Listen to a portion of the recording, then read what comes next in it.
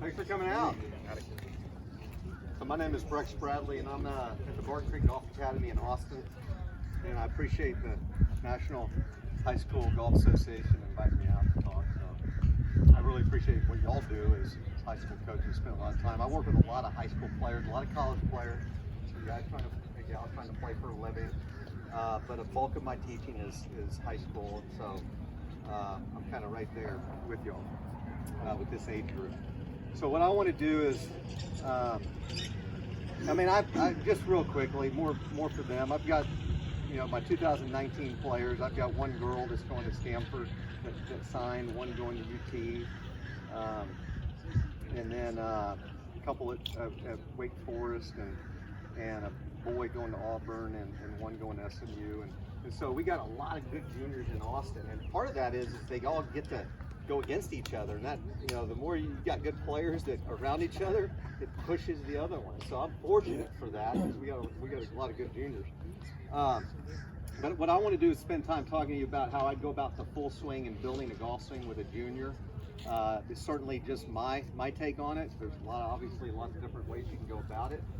I first want to kind of start with just what's a basic philosophy I have. I would say, as a new golfer, there's 5 phases I would say for me. As a new golfer, obviously, I don't teach a lot of brand new golfers. I got 4 teachers that work for me, but it's always been my philosophy is early on you learn to make contact, kind of phase 1. Then you learn to get it in the air, phase 2. Then you learn to, what is some sequencing and how to create some basic speed to hit the ball far enough to have fun. And then phase 4 is a big one for me, especially early on with juniors. Phase 4 is you learn to hook a golf ball, okay? And what that really means is you learn what the concept of lag is, you learn how to come from the inside, and you learn how to turn the ball over. I think there's a lot of important elements that go with that with young kids. And then phase 5 is you spend the rest of your life straightening it out, right? So that means you might play a little draw, it might mean you might go back to straight, or you go to the other side and hit fades. And you're going to have outliers that only kind of their stock shot. All your good players know how to do both. But that's just my belief as far as early on, because there's a lot of important elements in that phase 4. When you look at a golf swing, you basically have 3 areas. This isn't including the ground and how to work the ground and all the ground force, but the 3 areas that I would say you have are you have your hands and your wrist. That's area 1. Okay, you want to put a decent grip on it, and they make a wrist hit. Okay, so that's the role of the hands and wrists. Good grip and how to cock the wrist and how that unhinges and then rehinges. Then you have area 2, which are the arms. At address, the left arm is pretty straight, the right arm might have a slight bit of bend in it. As you go back, the trail arm starts to bend, and if you look at most good players at the top of the backswing, they're somewhere between 90 and 70 degrees. If you look at tour average, it's closer to 70 than it is past 90, okay?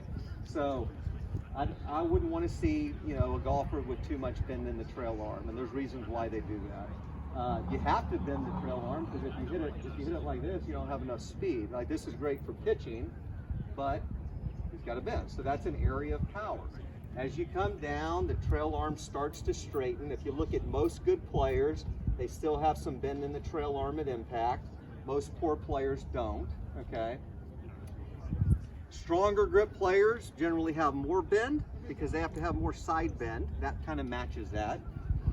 Somebody like Tiger might look like this, he's more neutral grip, and DJ might look like that. So you have different degrees of how much bend. But the fact is most good players, their arms are not fully extended till right here, okay?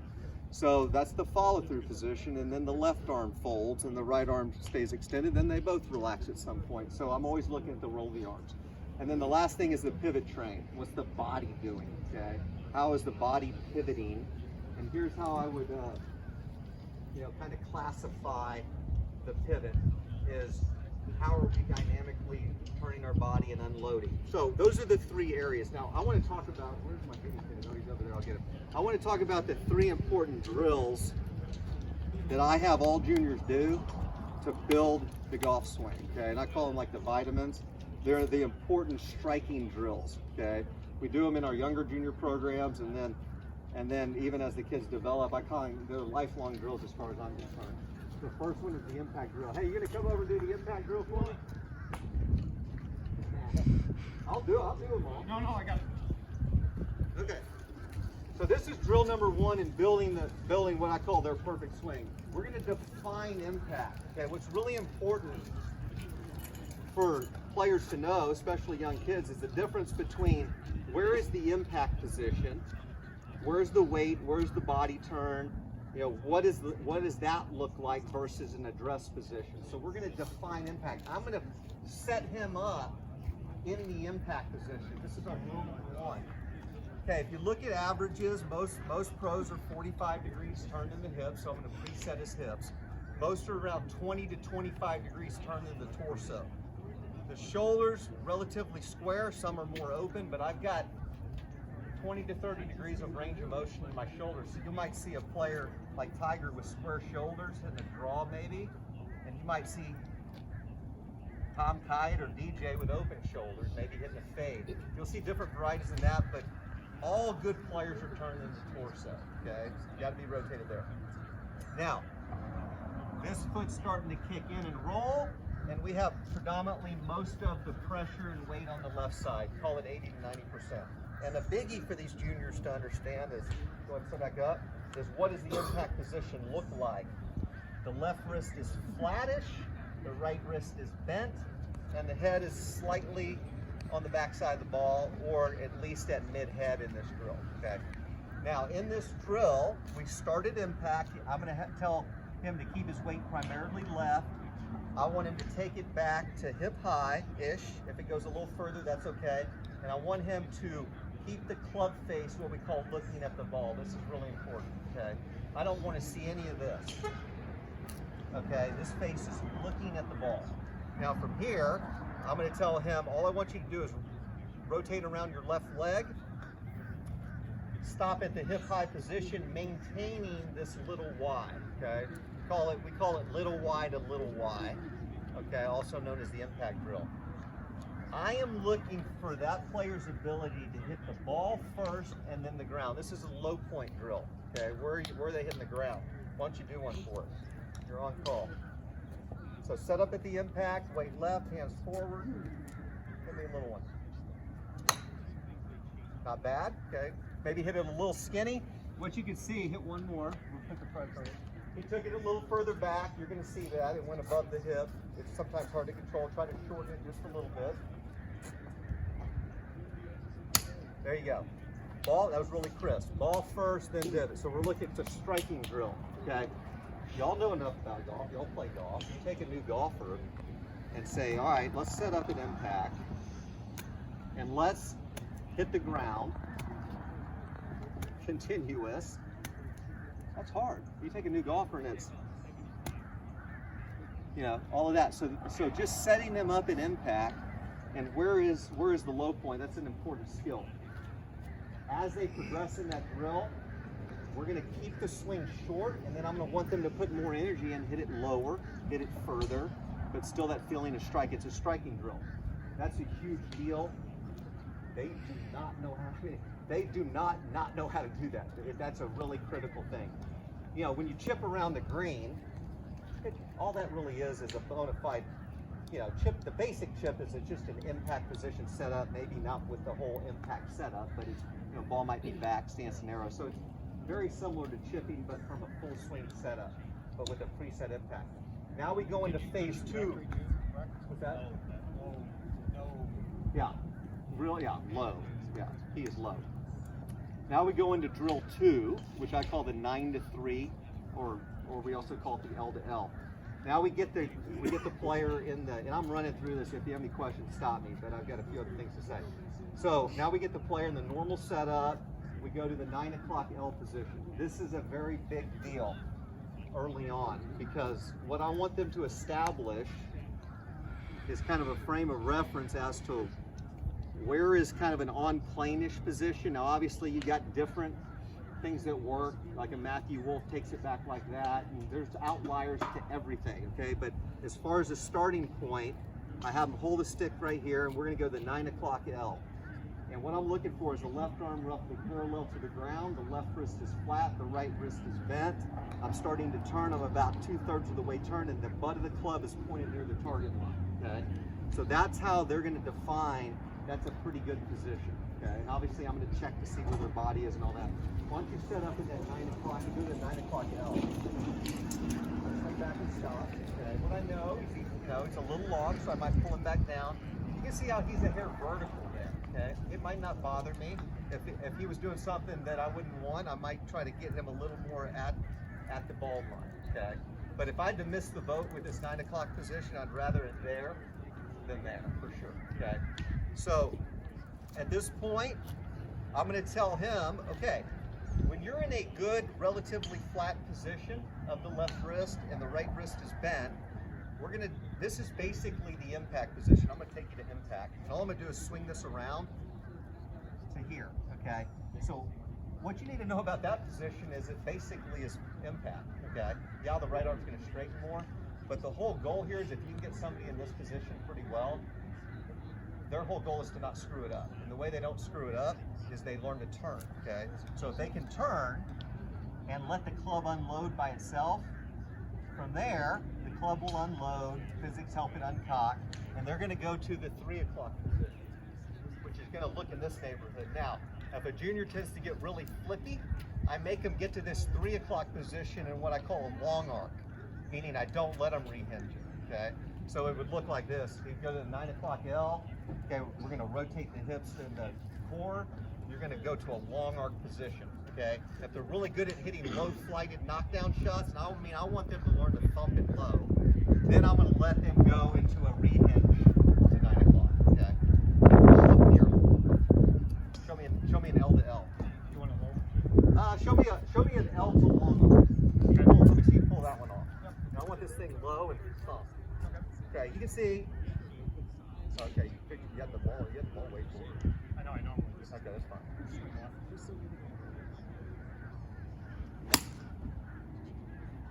Okay, good. He turned it over a little bit, but that's fine. He hit it solid. Ball first, then divot. Pretty good. So that's the 9 to 3. Can you hit me one a little lower? Here. Hold on. Is that an 8 iron? Yeah. Okay, I'm from Texas. Okay. I'm not very loose. I can get it. We'll hit one more, then I want you to get left. Okay. You want me to go low with what? Right? Well, okay, I overdid that a little bit, but that's okay. Here, show me your low one. I still think I did it. Okay. 9 o'clock L, turn the body, lean the shaft, something. Okay, pretty good. Pretty good. Okay, so that drill 1 and 2 are striking drills. Low impact drill, thump, and then normal setup, 9 o'clock L, turn through, hit it low, punch it. They're not just drills. They're shots you have to know, okay? Especially in the wind. But I've never met a great ball striker that doesn't know how to hit a good knockdown shot. There might be one out there, but I haven't met one. So it's an important concept, okay? Now, we're gonna grow the swing. We're gonna go the full swing. So here's how we grow the swing. This is step 3. We add the turn more. So go to the 9 o'clock L. I call this finishing it off with turn to the wall, okay? So the wall is, actually go back to address for a minute. The wall is this vertical wall on his right shoulder, okay? And what I want him to do, go to that 9 o'clock L, is basically, we're gonna shorten a little bit. We're gonna turn back to the wall. Actually, go back to address. Here's the wall, so let's go all the way to the top, full swing. Okay, there's the wall. Now, here's what I want to see. It's like there's a vertical wall. You can relax. Looks good though. Got good width. There's a vertical wall on the right shoulder, okay? And here's how I define the pivot. And obviously, there's little subtlety differences you'll see with players, but if they can accomplish this, they're in a pretty good position of the body. As we turn back, my right shoulder is going to slide back along this virtual wall, this stick, until I get to a point where I'm flexible enough to get my left shoulder to the wall.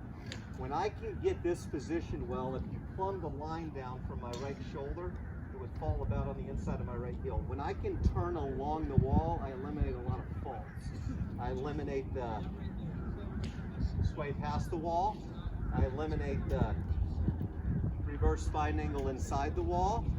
Now, could I be a little more left side post and turn slightly inside the wall? Yeah, I could do that, okay? So there's some variations, but I can tell you, you don't want to be too far off this wall position, okay? So when I'm turned along the wall, I know I'm in a pretty good spot. I'm taking the L and I've cranked to the wall.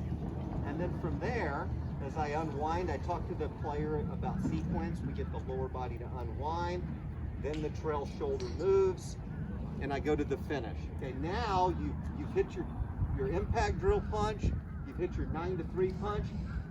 Now this junior, not a junior, but now this junior has earned the rite of passage to let it go. Okay, now you can throw the club in a release and let it go. Let me see you hit a full shot, okay? So, normal stock shot. Okay, normal stock shot. What's that too? So let's reverse one wall feel. Beautiful. And then from there, go ahead and let it go. Normal stock finish. There you go. Okay, so what you can see is obviously distance might change, but the window now of him working up the trajectory window is changing, right? And obviously the length of swing is changing. But he still hit down on the ball. He still took a divot. He still had the punch concept in the middle of all that, okay? Even though he was letting it go more, right? So that's a really, really important 1, 2, 3 step that I hang my hat on. Obviously there's different ways to do it, but I've had pretty decent success over the years with that. Now, let's talk about how I would maybe, in the periodization of different ages of juniors, make some more substantial swing changes. I personally think, and for me, I take juniors through 3 categories of kind of development of a golf swing. And like I said, I might need you in a minute, but I'm okay right now. Okay. Like I said, in that whole learn to hook it, spend the rest of your life straightening it out, juniors are so much stronger in their lower body and legs that I want them to go ahead and utilize that strength early on. So let's say in my first kind of period of swing, age 13 and under, and it might be a little different boy to girl, I want them to learn to lag it, learn to come from the inside. And this first phase I call a CF draw, kind of in slang teaching terms. That stands for centrifugal. Some people call it centrifugal, but centrifugal draw, meaning the club is slinging away from it, okay? When you look at kids, they're so strong here, they're all, most all, unless they're working out and they're getting stronger, they all tend to outrun it with their legs, okay? This is not strong enough to catch up yet. And that's okay though early on. I'm not saying that's a negative. The point is this is a phase they're going through. They all learn to outrun it. They're all outrun it with their legs, but I want them coming from the inside. And the slingy draw basically looks like this. The club's coming inside and the hands are wheeling out to right field and they get this kind of look. You know, if you watch your view and go video to a lot of your juniors, you'll see kind of that look, okay? This is so much stronger that the club is flying. I mean, the golf swing is like a tug of war, right? You're swinging down, there's a certain amount of newtons of force pulling you, and they're not strong enough to handle that, nor is this area strong enough to match it up yet. And that's a phase. I'll give you kind of an example of what a CF hook looks like. I'll give you my best version of it. Okay, it's like, you know, club's slinging out here, the club's turning over, you know. Now obviously, you got to look at the loft and maybe their grip, is it too strong? But early on, I want them to have that 2 to 3 knuckle grip with that right hand on the side. Obviously, if it gets real cranky, now you have some issue. But I want them to have that face slightly shut, okay? Because that's really all the strong grip is a shut face grip. That promotes more of that inside out lag. If I look at most really young, good juniors, I mean, you're going to have some that are stronger that can match it up, but most have more in-to-out sling early on. They're timing a flip. Okay? Some people will make it all the way to D1 college still playing that way. Okay? I've had a player come in from, first time I worked, I won't say his name, from Texas A&M. Yeah, there you go. And first time I worked with him like 4 months ago. He came to me. He was hitting a 7 iron 120 feet, and he looked like that. And I mean, I told him he had a horrible spring, and I said that shelf life on that has changed. Okay, if you're bigger, you're stronger. You're gonna have to make a change if you really want to do it. He was ready. So that second phase, so he kind of outran that whole CF for a while. I mean, you'll still see some players that, even on the tour, that have more throw than others. You'll see that with the little Ricky Fowler, has a little bit of that. But for the most part, that next phase that I take juniors through, and I consider a higher grade way to hit a draw, is what I call a CP draw. Okay, now they're getting strong enough that I start implementing drills of how to use the torso and catch it up to the legs more. Start to use how to use the ground better to match that up. But basically, here's the concept of what a CP draw is. So if I can hit a draw multiple different ways, but here's the two biggies. Here's the two big concepts. You have the player coming from the inside, the legs are out running it. This is wide open, they're young. The club's coming in. Remember, all I need to do to hit a draw is get the club head hitting the ball swinging to the right. Okay, that net path has to be to the right. I can do it this way, or I can do it this way. Turning the corner, okay? I can get that golf club, I can hit similar degrees of draw, moving the hand path around the corner, club head moving that way, or more online, having to turn it over, okay? One's more flippy than the other. Okay, one's catching up the torso more, okay? As I start to catch this up more and I close it, this is a big concept at that phase, let's say age 14 to 17. And these are just like the general windows. That this is getting stronger. If they're on a workout program, they're starting to do some basic stuff and their body's developing, where I can start doing things to start matching this up. When you look at your best players in the world, that torso is catching up to the hips about in this phase of a golf swing, okay? You look at kids, they're like this, right? So that matchup is way late. So now we start implementing things to match up. I still want them mainly playing draws, okay, at that age, mainly, but not always. I've got a kid, Keaton Bowe, he's undecided. He's good. I mean, he won 3 AJGAs last year, and he's 15. And he's hit a fade in all 3 of those. He knows how to draw the ball, but he can swing the driver 114 and he hits it far enough. And we determined that if he could hit a cut, he was hitting it, better. Okay, and you still got to hit fairways and greens and all that. So, but the point is I go from a CF draw to a more of a matchup draw, which moves the hands around the arc. I just call it CP because CP means centrifugal, though your hands are pulling around more. Here's a slang term for teaching. You can call one slingy and one less slingy, okay? But there's a definite change in hand. There's a definite change in what the club face looks like. You'll see the flippiness, pancaking the club over out here, and you'll see somebody who's in a more stable face draw looking like that. The face stays outside the hands. They're both. I could hit a 5-degree on TrackMan. I could hit a 5-degree path draw with that look or that look, okay? So big differences in how a golf club is released. Then when they get old enough, I either keep them in the CP draw or I introduce what I call the CP fade, okay? And what that basically means is we're just shifting the baseline of the pass. So I might have them aim more left, but basically the hand path moves around the corner left. I mean, when you come down from the last parallel, if you want to hit a draw, that's a pretty good position to be in. Way in there stuck, okay? Too much maybe, but the club's slightly behind the hands at the last parallel. Straightish is going to be pretty close to inline, maybe a touch behind, and a fade is going to be kicked out more. Now you can do that a lot of different ways. I could aim left, I could do all sorts of stuff, but that's the net of it. So on the CP fade is how to turn the corner with the hands. I'll not totally loose, I'll hit a little knockdown. Okay, there's a CP fade, right? The fact is I can hit that shot pretty easy. Okay, I mean, under the gun, I might even go to that.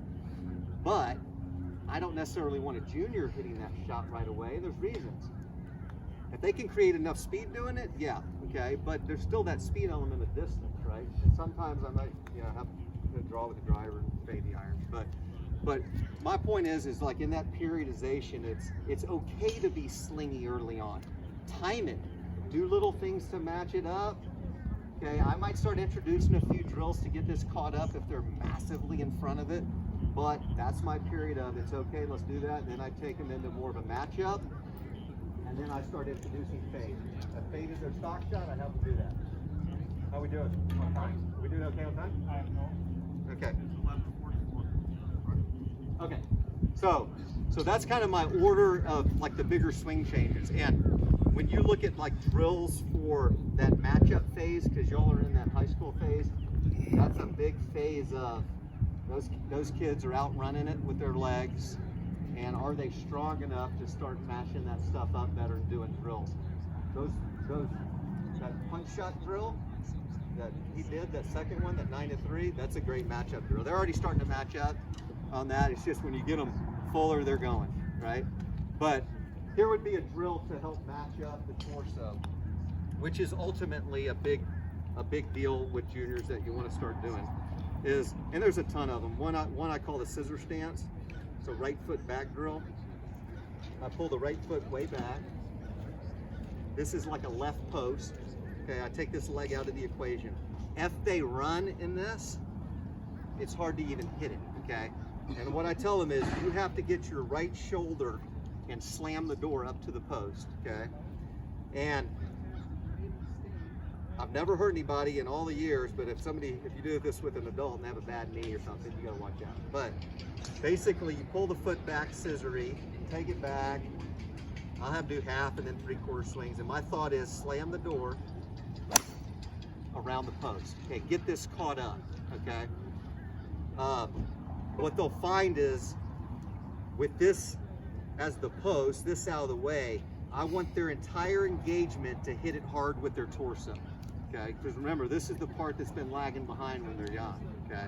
This is also the part that when you naturally turn your torso, you're gonna start going CP anyway, okay? So that's a drill. One would be the old Gary Player drill. Everybody knows that one. If you can't walk through a ball junior golf style. You can't do it this way. Okay? The only way to walk through a ball is like this.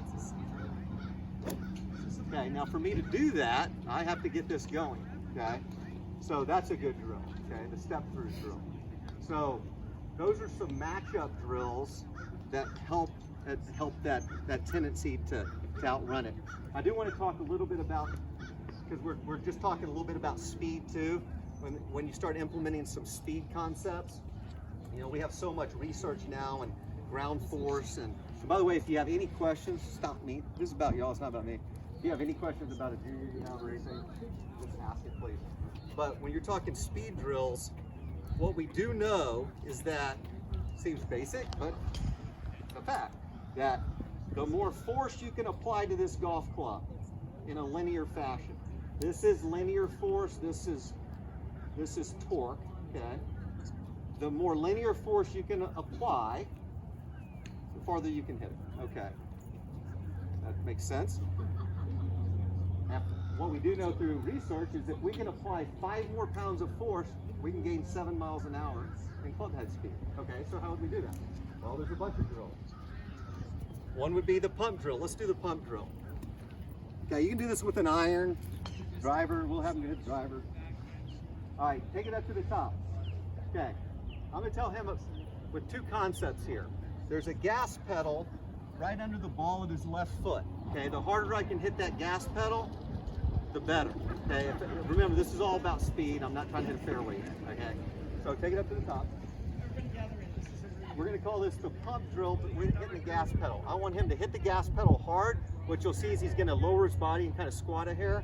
And as he does that, I want him to feel like he pulls down. Take it back up. I want him to feel like he pulls down with a lot of force just for right here. Okay, right there. So basically, the more I can get him to pound the ground, the better in this drill. I might not even have him hit balls. Okay, like it's kind of like taking a cable cross and just going like that, right? Obviously, it needs to be weight appropriate with juniors. Okay, so hit me one. Let's do it. Hit me one where you want to do it off the tee. Actually, do a practice one. Do a dry run where you go pump, pump, and then swing, and then stand up and just hit it. Okay. Just practice swing. So I want them to do like a pump, pump, and then on the third one swing. Okay. So now, what I messed with him in the last group when he hit a ball, he's kind of low on his vertical force, so he doesn't post up as well as he would like to.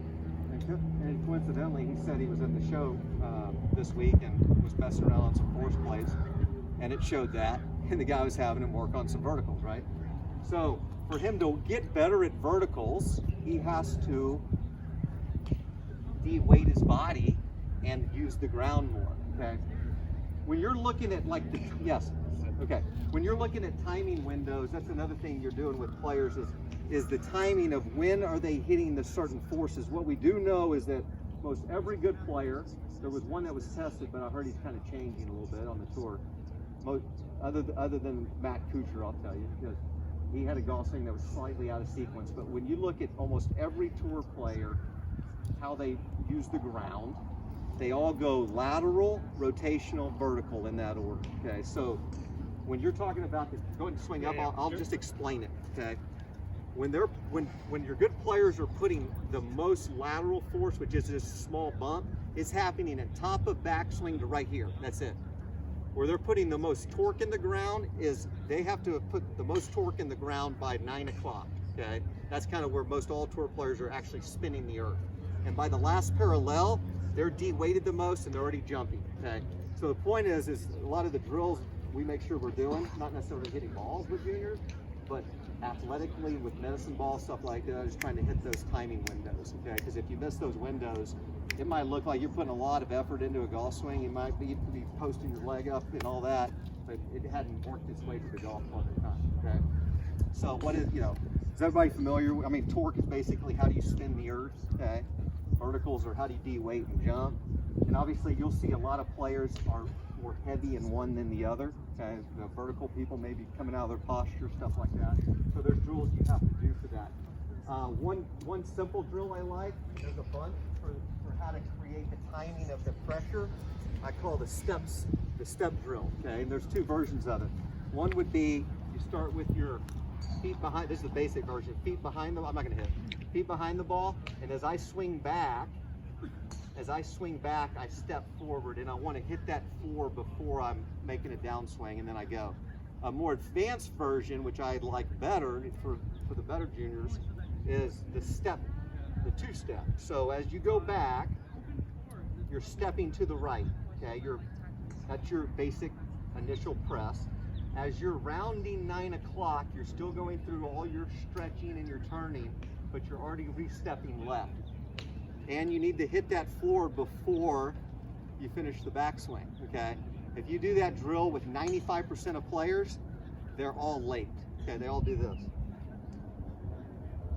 Okay, versus, okay, so you gotta learn to time that, and kind of to demo that, I'm gonna step, hit, step, hit.